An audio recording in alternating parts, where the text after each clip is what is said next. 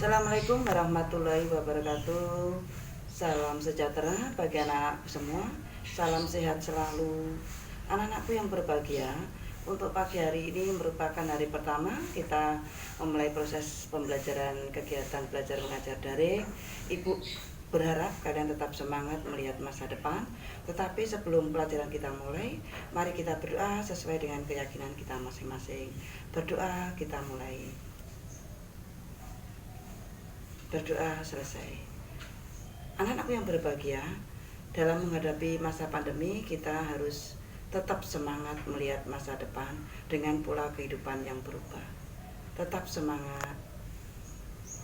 Anakku yang berbahagia, mari kita mulai materi pada pagi hari ini. Bab pertama, kelas 8, kedudukan dan fungsi Pancasila. Siapkan buku paket kalian, buku penunjang kalian, buku catatan kalian. Kita mulai proses pembelajaran daring di pagi hari ini. Kita lihat peta konsepnya yang harus kalian pahami. Kedudukan dan fungsi Pancasila. Kita nanti akan membahas yang pertama, kedudukan, fungsi, dan arti Pancasila. Kita pahami. Kemudian menginjak pada arti penting Pancasila sebagai dasar negara dan pandangan hidup.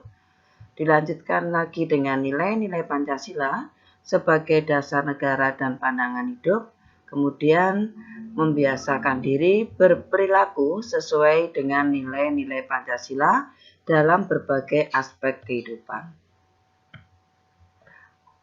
Adapun tujuan pembelajaran pada pagi hari ini bisa kita lihat. 1. Mensyukuri kedudukan, fungsi, dan arti penting Pancasila. Yang kedua, menghargai arti penting Pancasila sebagai dasar negara dan pandangan hidup. Yang ketiga, mengetahui dan mengamalkan nilai-nilai Pancasila sebagai dasar negara dan pandangan hidup. Kemudian mengetahui dan melakukan sebagai perilaku yang sesuai nilai-nilai Pancasila dalam berbagai segi kehidupan. Kita perhatikan gambar yang di samping. Kemudian kata-kata mutiara, bangsa yang besar adalah bangsa yang menerima perbedaan. Kita lanjut anak-anakku. Kedudukan, fungsi, dan arti Pancasila. Pancasila sebagai dasar negara.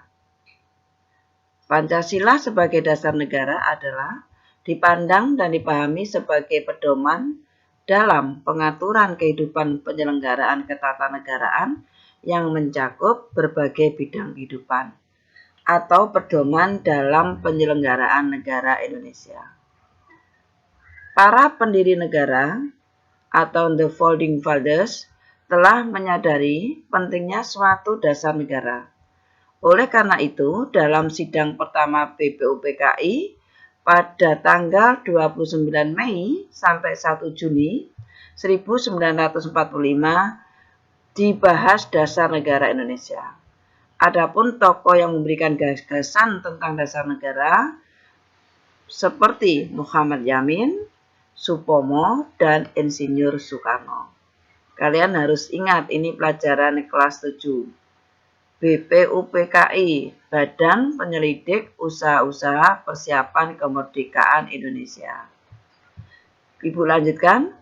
Penyebutan Pancasila sebagai dasar negara pertama kali secara resmi dilakukan oleh Insinyur Soekarno pada tanggal 1 Juni 1945 dalam sidang akhir BPUPKI untuk menyebut 5 dasar yang dikemukakannya.